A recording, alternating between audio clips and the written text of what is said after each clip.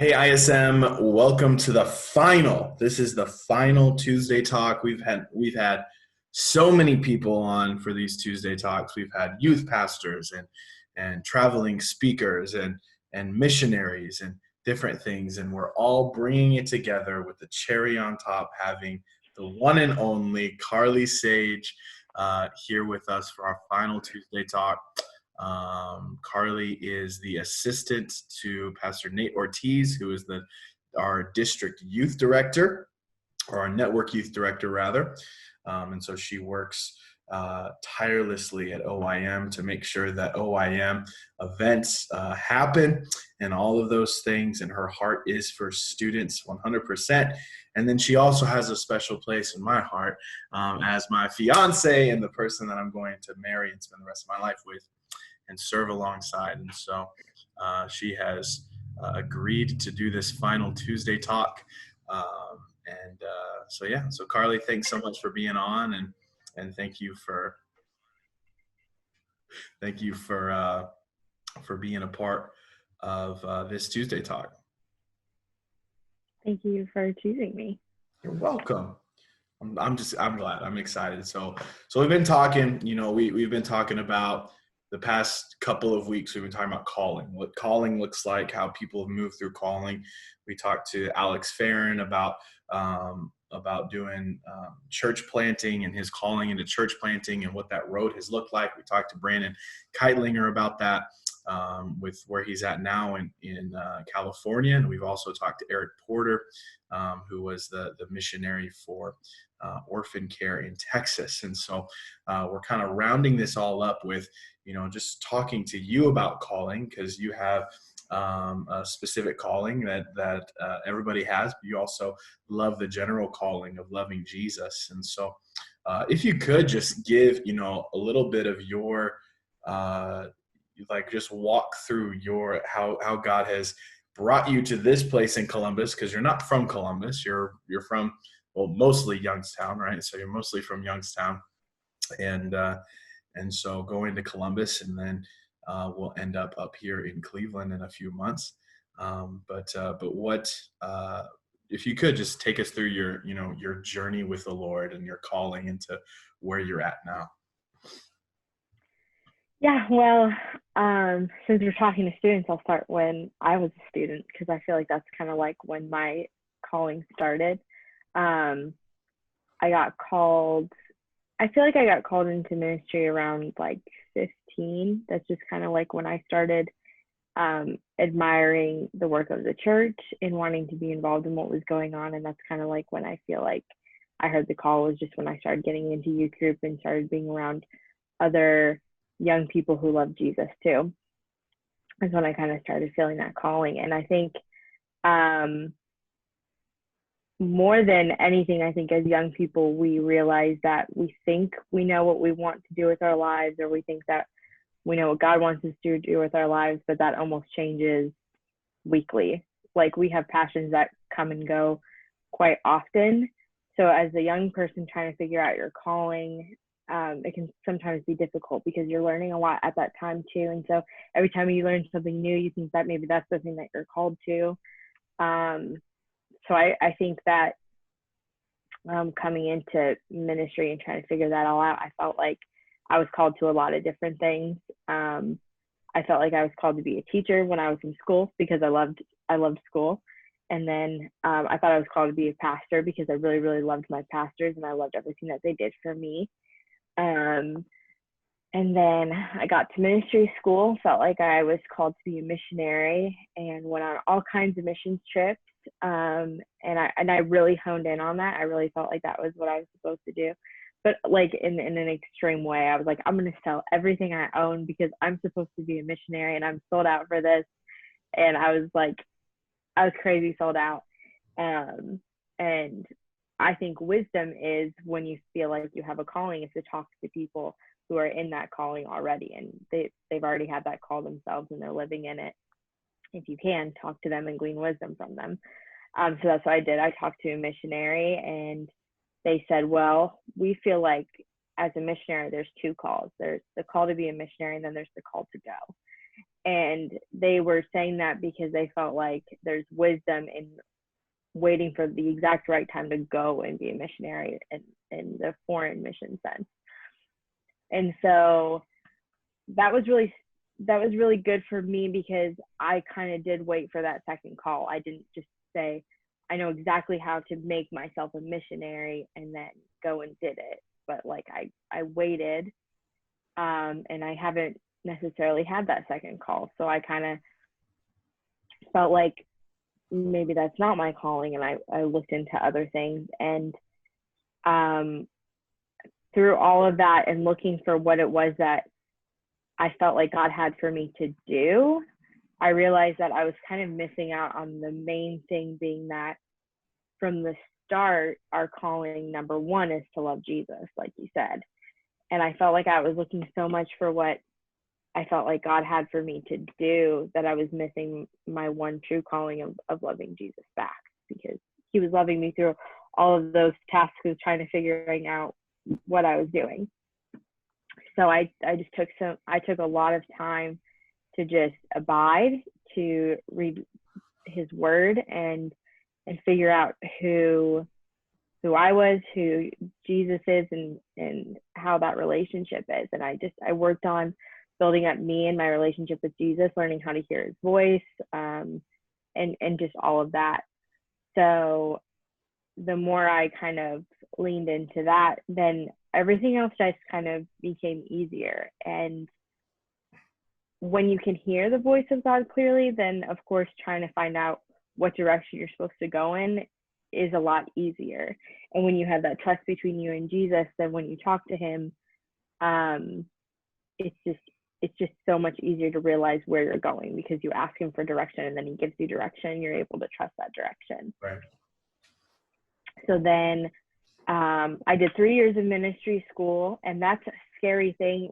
The ministry school I went through only had 3 years. So I was at the end of my third year, and I was like, there's got to be something next, right? Which, after going through all of these things, I think these are my calling. No doors were opening.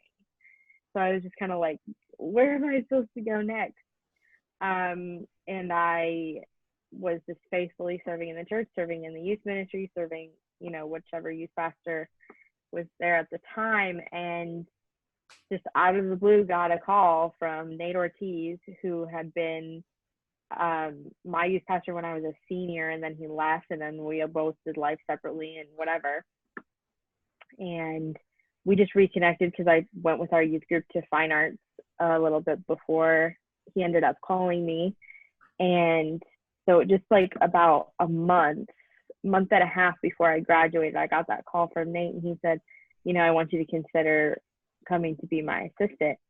And I was like, at that point, I'm really in a place of trusting what I'm hearing from the Lord and trusting him to show me that next step.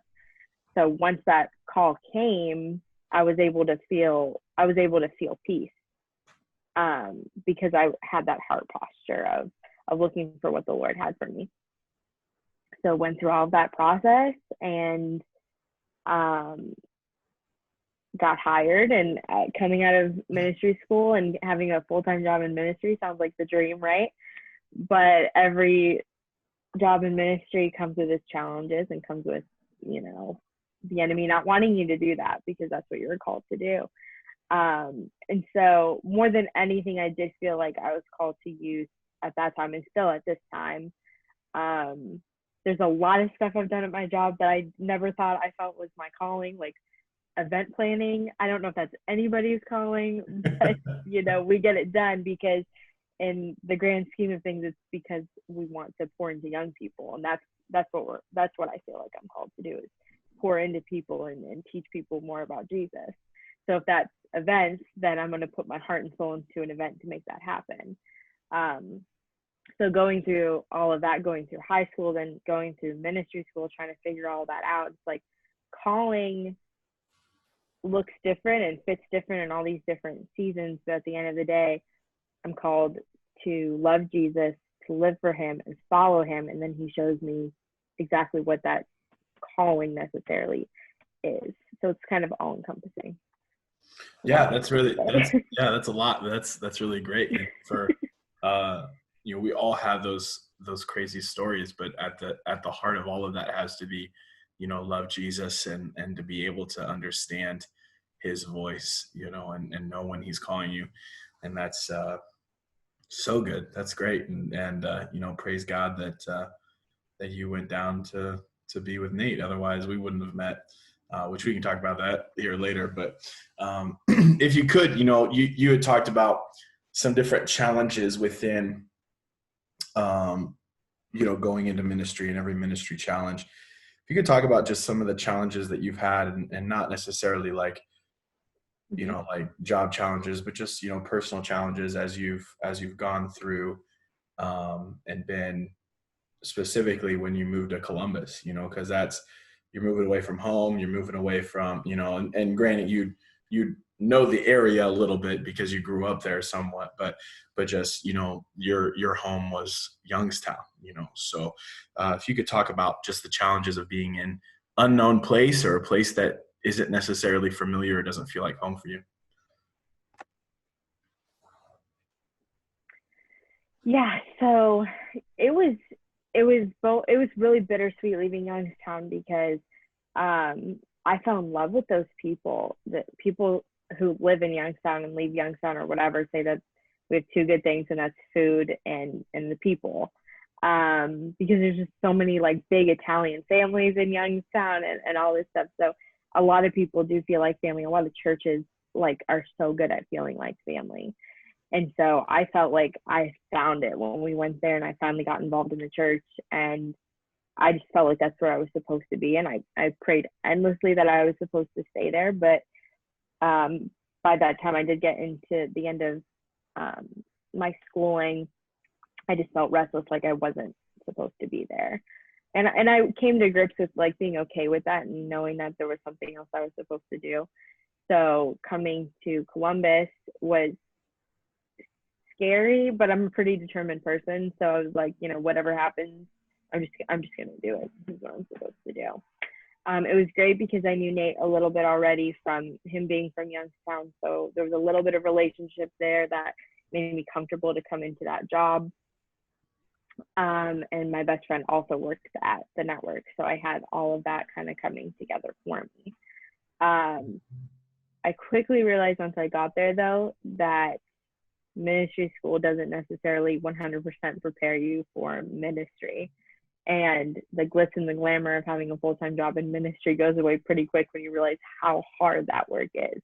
And not just like hard work, like I'm putting in the hours and I'm doing the work. I went straight to camp. My first day was at camp. So I went just straight to doing work, but also just the spiritual side of once you put yourself in that position of people are looking to me for leadership, and I'm leading a lot of, spiritually important areas, there's just spiritual attack that comes with that. So you have to keep yourself on guard. So I mean, I'll be the first to say that there was just a lot of immaturity that had to come out of me right in that first year. In the beginning, there was a lot of things that I got frustrated with. Like I'd never put boundaries on myself at my job. So I would overwork myself and then be tired and exhausted and emotional. And then I was like, why am I doing this? Well, it's because I'm overworking myself and no one's asking me to overwork myself. So that's just stuff that you figure out when finally you're by yourself and you don't have intense accountability like I had before. So I had now become my accountability and I wasn't doing such a good job. So figured that out. I had to find a new church, and all I had ever done was go to church with my family. So at this point now, I had to church hunt all on my own and try to connect, and that was really tough. And I expected every church to be like my church back home, and that's just not the reality. No two churches are really the same. So it was just, and that was wrong of me to put a church in a box or a bubble and think that it has to be this way, because, every church is trying to reach its city, and that's how it should look, is how it can reach its city. And so then I kind of find out that I just kind of felt like I wasn't called to Columbus. And so that was kind of tough, because I would go to a church and I felt like that church was called to Columbus, and they were talking about reaching it, and I just never felt like I was on the same page.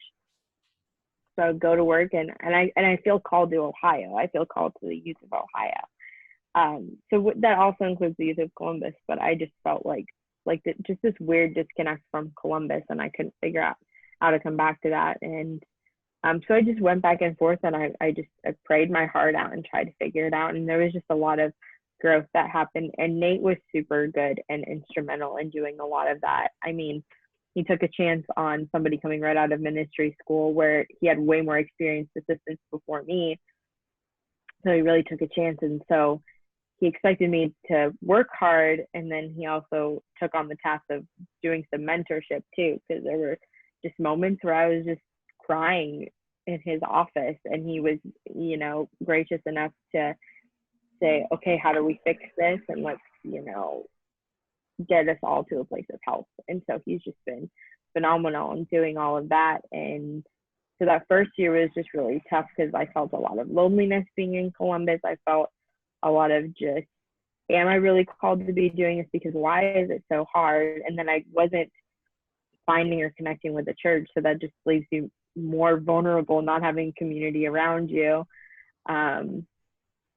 So then just to pull it all together, then I got really sick and I got pancreatitis, and I was in the hospital for 11 days, which I consider also a spiritual attack, because as soon as I came into the office, Nate injured his leg and he was out for several months and wasn't able to teach me how to do my job, and I got to figure it out. And then our other coworker, Chad, got sick a couple months after that, and so then he was out of commission for a couple of weeks. And then just a couple months later, I got really sick. So it was just like boom, boom, boom, hitting the youth department, which was just tough. We just all took a hit, but that was almost just more confirmation that we were supposed to push through, and that we were making the enemy so mad that he wanted to physically hurt us. So that just made me mad, and I just kept pushing through. So yeah, I think just when you're in an environment like I was at a ministry school at a church, and they kind of just, that ministry school is like, everyone just thought we were great. We were the ones that felt like we were called to ministry, and like everyone and their staff in Youngstown wanted to pour into these young people. You feel really good. Like, yes, I've got this. I've got ministry. I've been doing it in the church forever. I can preach here, like whatever. But then you move away from that, and it's like, wow, I actually have a lot to learn. So, I mean, there was pride that came out of me, just immaturity like I didn't know everything. I came into a job where I knew nothing, had no seniority. And so that was just really humbling, and I had to figure out a lot of that stuff. And I did. I left my home. I left my parents. I did everything on my own. And so that was just, I was figuring out absolutely everything all at once. And so it just ended up being pretty difficult at first, but I honestly wouldn't trade it for anything. I probably would have at the time, and I think I tried, but the Lord was faithful and constantly spurring me on and constantly bringing me back to what the main thing was, and giving me hope to keep pushing through. Yeah, that's always, that's really good to know. And I think that's good for everybody to know. And at some point you do learn that, that not every church is the same, that not every, I came from, big church that, did a ton of stuff, and I learned a lot there. And then it's very different. I mean, church in Springfield is different than church in Cleveland anyway, but church in Springfield from a mega church of 12, 13,000 people, then coming to a church of 200, there's a big culture shock there between. And so yeah, I totally understand that. And that's good for any student to know, any student to understand. Look, any church you go to, youth group's going to be different. The church is going to be different. Why? Because their vision is different for what they're supposed to be, and God has given them. And that's not a bad thing. That's not a bad thing that, that the church you're going to now is different than the church that you came from. That's not a bad thing. It's actually a good thing that we can be unified and have the unity of Christ, but still be diverse enough to sit there and say, hey, it's not a, one size fits all kind of thing. which is great. And so that's always good to know that everything changes. Not everything is, and even, I think even us coming out of, you coming out of ministry school, me coming out of Bible college, like just that understanding of like, we tend to romanticize ministry, where it's like, 100%. this is it. It's so great. It's going to be awesome. And we get there and we're like, I have to do that. Like, like there's that kind of understanding, or like, I've known all these things and everybody's going to love me. And then like, you get Right. you get that parent or that student that just doesn't want anything to do with you. And you're like, oh man, like they never taught us about this, and different stuff. And so, yeah, absolutely.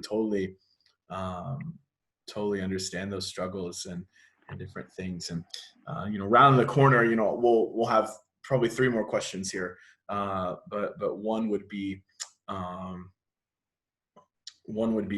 for us. So let's just talk about us for a minute, right? Let's have Okay. this little thing. But could you talk about, because I think a lot of students don't, especially our students, because this is mainly for our students, would be one of those that,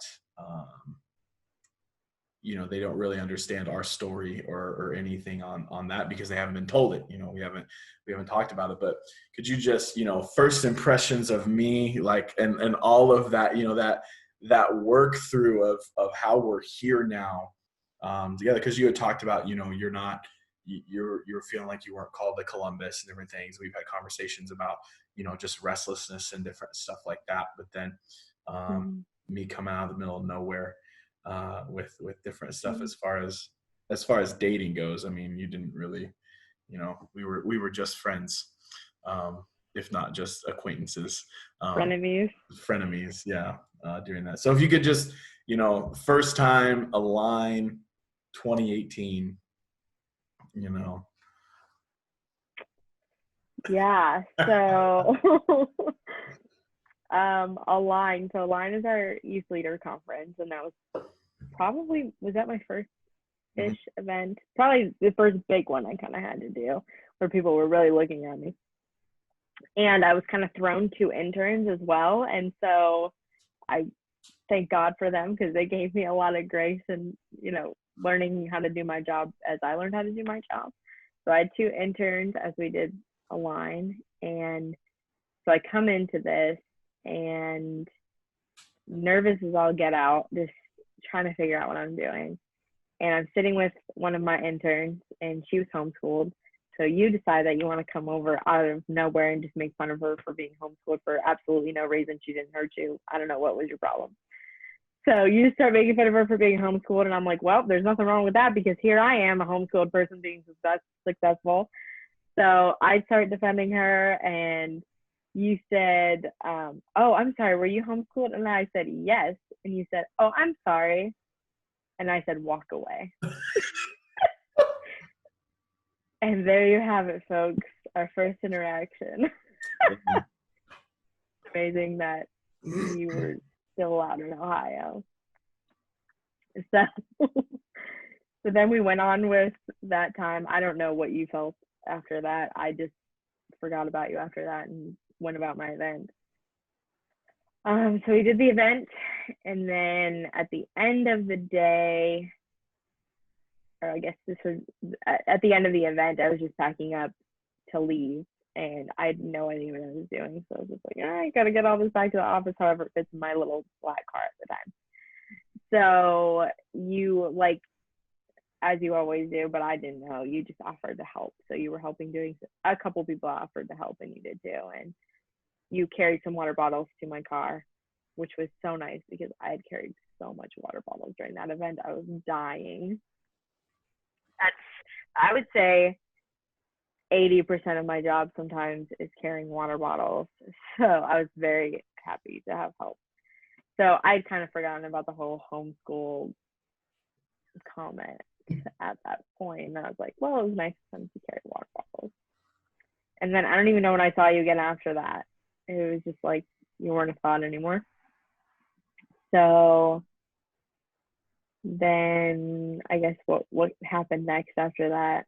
I think it was the phone call, and then that was before you went to the hospital, right?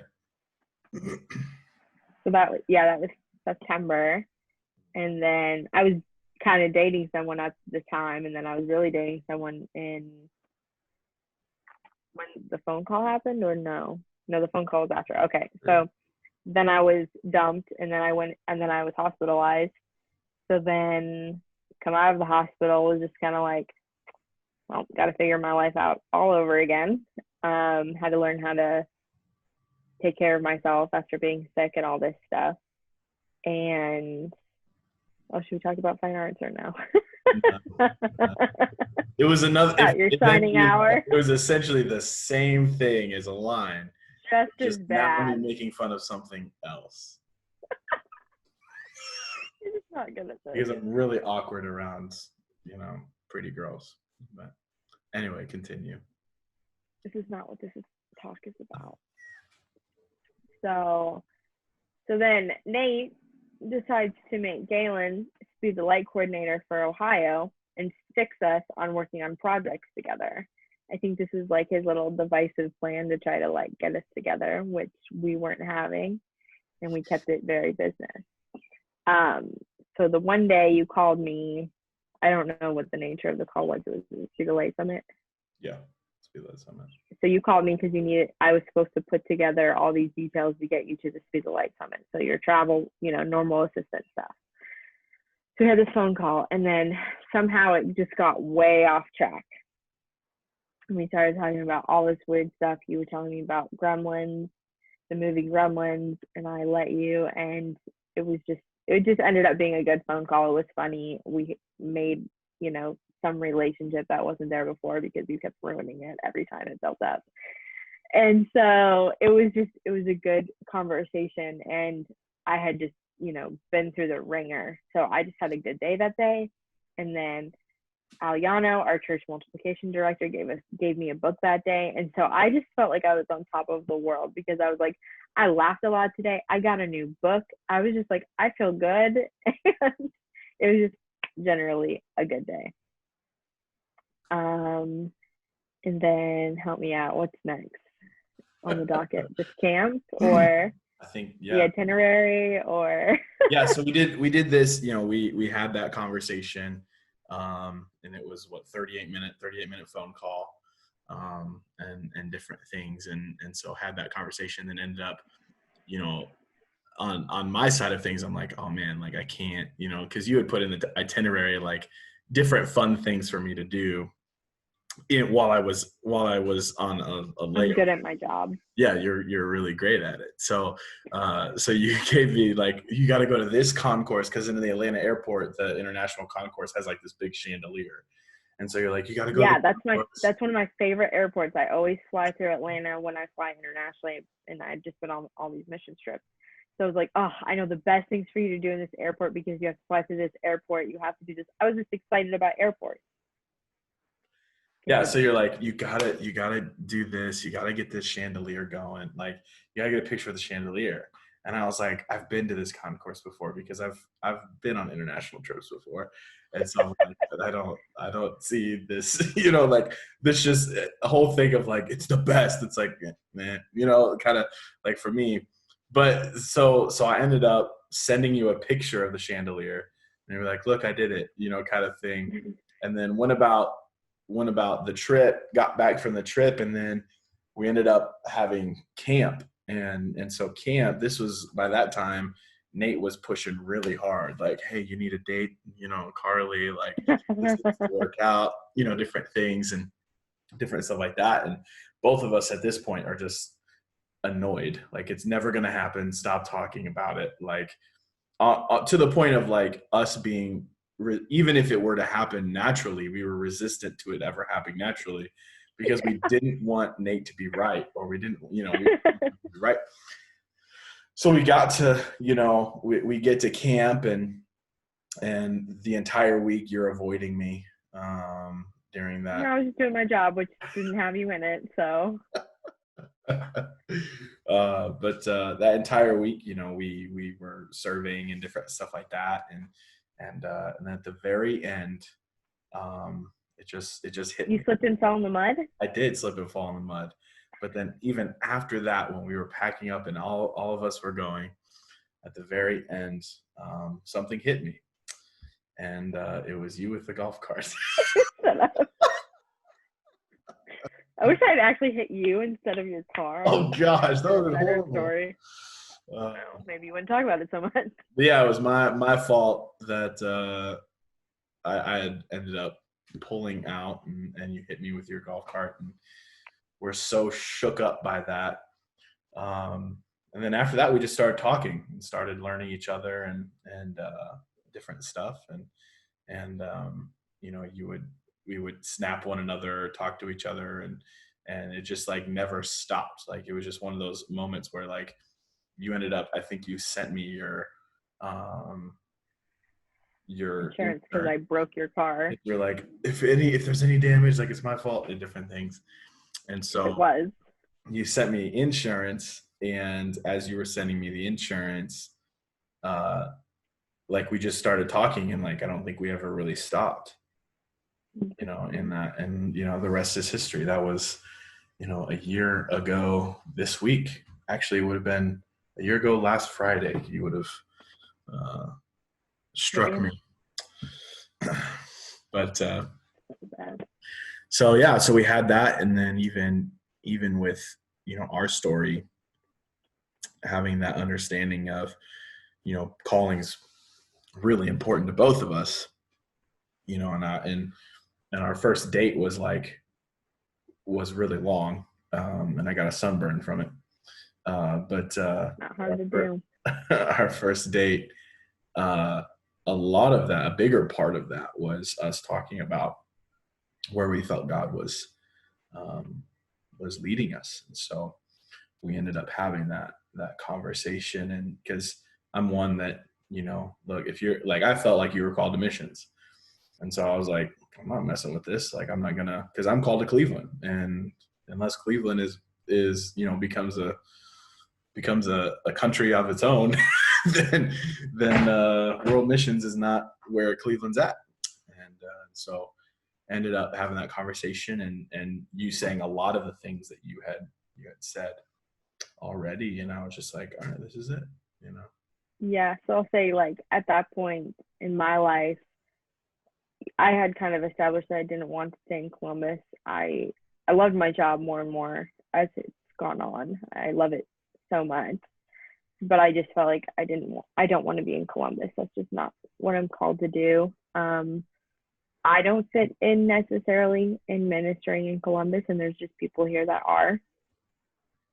So I kind of had been feeling released for a long time, and I just had so much hope coming out of being sick that the Lord was going to show me what I was supposed to do. And he did so good, like reassuring me through other people and anything that I put my hand to do. I just felt reassured to keep hoping for what that next thing was.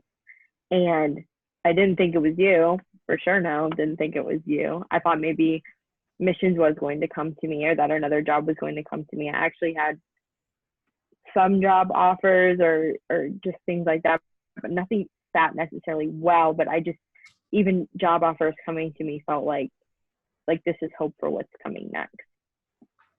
So I just didn't know that it wasn't a job, but that it was going to manifest through you and through a relationship, which has been awesome and wonderful. And I've had such an amazing experience coming into your church and coming into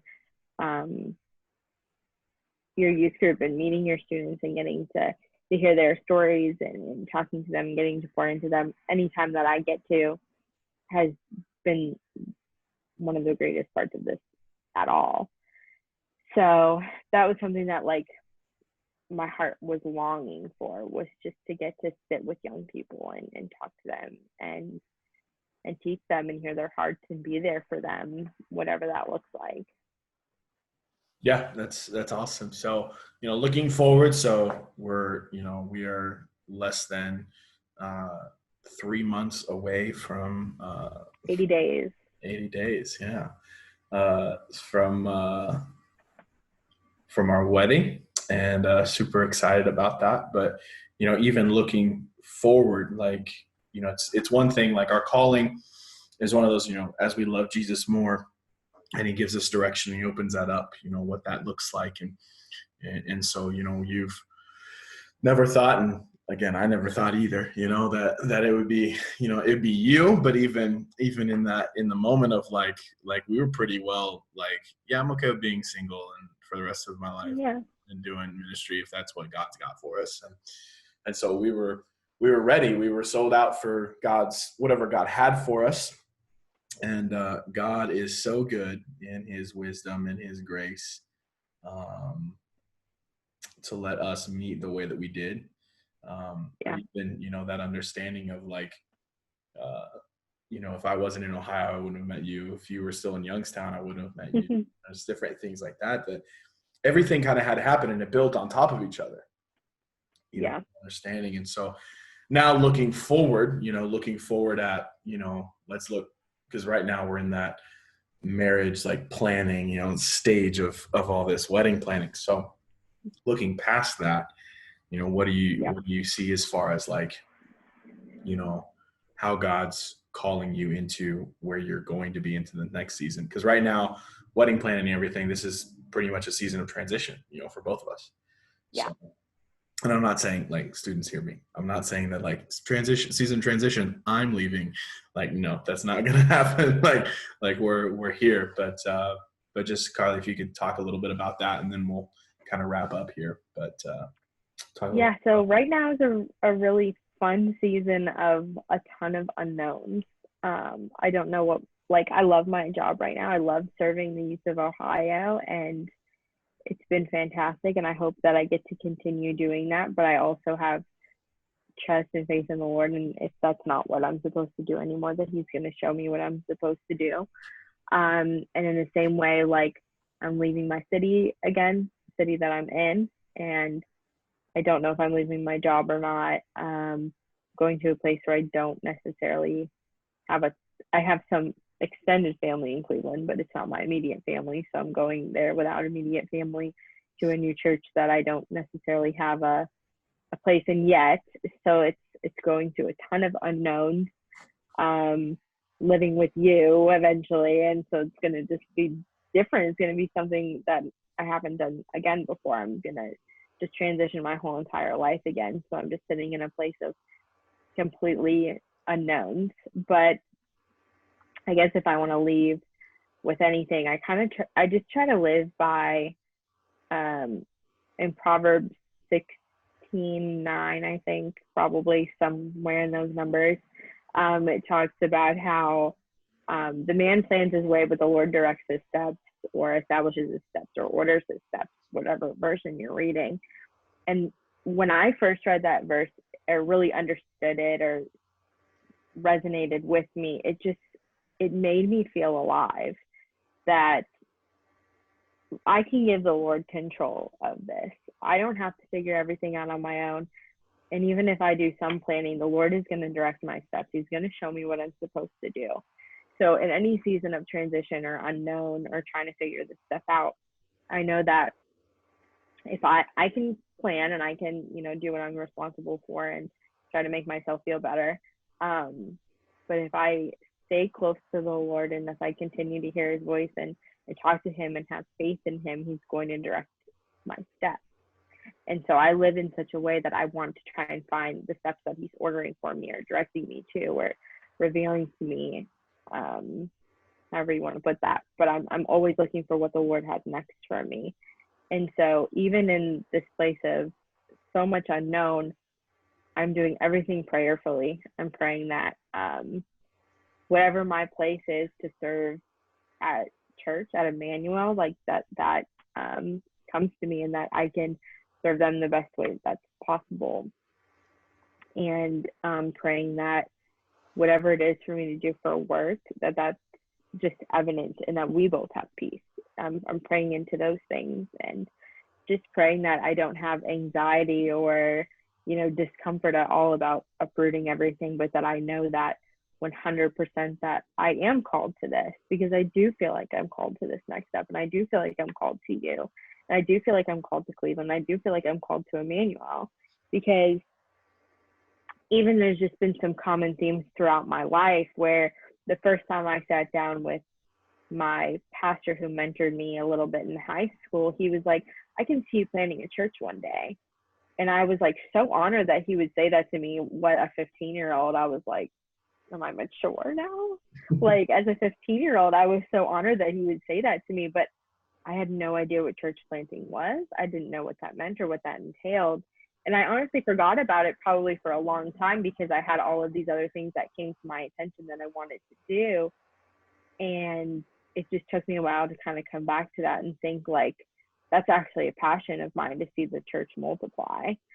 And I think Cleveland actually has a need for that and has a need for more churches. And Cleveland is a lot like Youngstown, and just some of its history and some of its just how it still is, the spirit that's there, all of those things. And so for ministering in Youngstown, I think it has also prepared me a lot to also minister in Cleveland. And I think these areas, they understand that they have a need. They just don't know what that need is. And we know that it's Jesus. So now for the rest of our lives, as we're ministering in Cleveland, we get to go to these people and tell them that the need that they have is for Jesus. And I feel 100% that we're called to do that, and that we're going to get to do that. And so looking ahead, I'm just excited that all these passions that we have for the Lord, the things that we feel like he's been calling us to do, well, first of all, we get to do it together. So we're going to be more powerful. We're going to get it done because it's two of us, and two are better than one, right? So we're going to get to do all that together. And so we're going to be more successful. We're going to cover more ground. We're going to reach more people. We're going to reach men and women, you know? And so, yeah, just looking ahead, it's scary, all those unknowns, but it's also extremely exciting because all we know is that the Lord is faithful. From the beginning of the Bible to the end of the Bible, the Lord was faithful. And he's going to be faithful through our lives, through our next steps, even when they're so unknown. This thing of calling is completely comfortable, no matter what we know about it or what we don't know about it, because we just know that he's faithful. Yeah, that's awesome. That's great. And then finally, final question. What's one thing, one challenge that you would give to students now in this time, for this time, where they're at, you know, whether that's, you know, in their calling, like pursuing what God has for them, or not pursuing what God has for them, but just students are like, I don't know what God has for me, you know, different things. Like, just what's one challenge or encouragement that you'd want to give students right now for their time right now? Yeah, so I would say to learn to kind of compartmentalize your calling. So first and foremost, if you don't have a personal relationship with the Lord at all, or that is consistent, that's the first thing that you're responsible for making healthy and making right. And you will notice that nothing else in your life is going to be right, is going to be consistent, is going to be strong, is going to be healthy, is going to be peaceful, until that piece is right, until your heart is settled, until your heart is at peace, until you're not restless because you found everything that you need from Jesus, then all of those other things can fall into place. So if you're kind of like, I don't know what I'm supposed to do. I don't know if I should be an engineer. I don't know if I should be a history teacher. I don't know if I should be a physicist. You know, if you're going all these different ways, like you don't understand where you're supposed to go, well, you're not going to have peace about doing anything until you have peace with Jesus. So first and foremost, that's your calling, and that's what you're called to do. Before you're called to do anything else, he calls you to himself. So that's the first thing you're going to do. And then I would say, don't stress about your calling. Don't stress about it at all, but look for it. Seek it. As you're building that relationship with the Lord, don't be so stressed out that you haven't figured it out yet, or that it's not confirmed, because it might not be confirmed until you're 25, and that's okay, because that's what the Lord has for you, and you have to be okay with that. But he's going to call you to different things in different seasons for different times, for different people, and for yourself. And so you just have to trust in the foundation that you built on your relationship with Jesus to get you through all of those seasons and all of those steps. So don't stress about it, but seek after it, because the more that you seek the Lord, the more that he gives you. It says in James, help me out, it says that there's a verse I'm thinking of. It's like when we seek God, he seeks us too. It's something like that. Anyway, it's in James. Just read the book of James. You'll find what I'm talking about. Oh yeah, if you draw close to the Lord, he draws close to you. That's what I'm trying to say. And so that's pretty much the premises of what you're going to do. As you draw close to the Lord, he's going to draw close to you. And like this whole world opens up of clarity and understanding and just being led and feeling like you have hope in your faith. Because as people who know Jesus, have the Holy Spirit, are following the Lord, you never ever have a reason to be without hope, because you always have the hope in prayer, and you always have the hope of miracles and what Jesus is capable of and what he's leading you to and his protection. You never have a reason to be hopeless and without hope, but you can always look to what he's doing. And if I can say one more thing, there's place for people to be in ministry, and then there's place for people to do ministry in the marketplace. And anything that you do, you're doing ministry, because you're a carrier of Jesus. So no one calling is more glamorous than the other, but they're all equal in the fact that you're called to share Jesus no matter what you do, where you go, what that is. If you're just, it just doesn't matter what you're doing. If you're just going to school right now, you're called to carry Jesus to school with you and not compromise on what the Bible tells you to do. And so if you feel like you're called to be a school teacher, that isn't less than somebody who's in ministry. That's not what we're saying as we sit here and we talk about our lives in ministry, because eventually that's what I want to do. I want to teach in some capacity, and I'm just going to take Jesus with me wherever I go. When I worked at Chick-fil-A, as I was trying to get through ministry school, I took Jesus to Chick-fil-A with me, and I had a lot of really good conversations with coworkers. And I don't consider that as less ministry than what I'm doing now, as I'm just ministering, you know, to the youth of Ohio through events or whatever. But when you have Jesus and when you're sharing Jesus, that's ministry. And so don't get caught up in what any of those things look like, and if you should be in ministry and you're not. Draw close to the Lord and he'll draw close to you, and all of that peace is going to come to you. One of the biggest things that we are worried about is worrying all the time in high school and trying to figure all this stuff out. We're caught up in worry and anxiety, and there's a lot of reasons to be anxious right now, but that's why Jesus, in all of his wisdom, gave us peace, because he knew that there was going to be times of anxiety, and so that's why he calls himself the Prince of Peace. So don't let yourself go without peace when you know that Jesus is the Prince of Peace. So yeah, compartmentalize your calling. First, get your relationship right with Jesus, because if you seek to do first, if you don't have a personal relationship with Jesus and then you just start serving in kids' church, you're just going to get burnt out. And you're going to end up not serving well, because you're not serving Jesus. You're serving your need to serve, probably. And so that's the first thing that you're going to do. And then you're going to not worry, and you're going to seek peace from Jesus. And then you're going to continue to seek out what he would have for you, and just take it one step at a time. He orders our steps, not a whole entire future all at once. Yeah. That's good. That's really good. Even that, you know, that last point that you made about, you know, taking Jesus with you everywhere. You know, it's one of those where it doesn't just say go and make disciples if you're a pastor.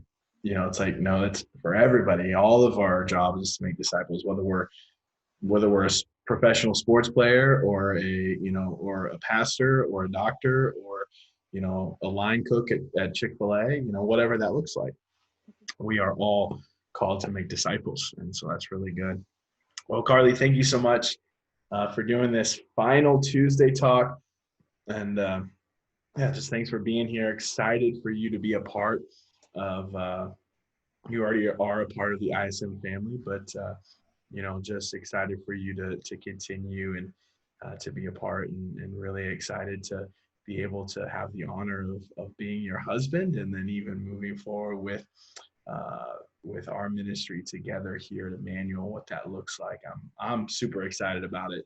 I'm sure that there are some students out there that are Me too. excited about it. So it's going to be great. But thank Maybe. you so much We'll see. for doing this this Tuesday talk. Thank you. So Thank you. It was an honor for me too. awesome, awesome. That's great. I enjoy talking to you anyway. So that's great. I hope so. Well, students, there you have it. Our final Tuesday talk. That's right. All of our Tuesday talks for 2020, they're over. Oh no, that's so sad, right? But we are moving forward, and tomorrow night, Wednesday night, July 1st is our first day back together, and so we are going to be back together. But we're doing things a little bit differently. Okay, so we sent out an email to parents, been texting some of you guys, but we are going to be having church, or we're gonna have our youth service here at the house. Okay, it's gonna be at the house. It's gonna be awesome. We're gonna have some Chick-fil-A, right? We're gonna eat Chick-fil-A nuggets. We're gonna play some basketball. It's gonna be awesome. You're not gonna want to miss just be a part of our time together for July. Be a part of us coming back to youth services. I know some of us, I'm chomping at the bit to be back with all of you. And so we're super excited to be able to be back with all of you. But tomorrow night, don't forget, tomorrow night, we're going to be starting at 6:30 instead of 7. So food will be here at 6:30. We'll be playing basketball at 6:30 instead of 7. Then we'll go till 8. All right, guys. So love you so much.